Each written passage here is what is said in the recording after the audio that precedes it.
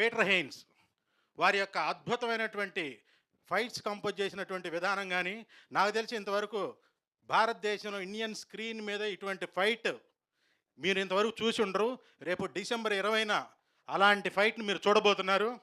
So Peter Heins గారు hats off. So ఈ చిత్రం అంటే చాలామంది అనుకుంటున్నారంటే చాలా తమిళ సినిమా అనుకుంటున్నారు. కానీ ఇది తమిళ సినిమా కాదండి.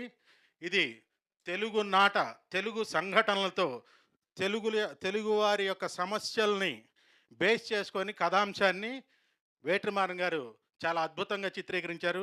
సుమారు 247 రోజులు ఈ చిత్రం చిత్రీకరణ జరిగితే అందులో 127 రోజులు విజయ్ సేతుపతి గారు అందులో నటించారు.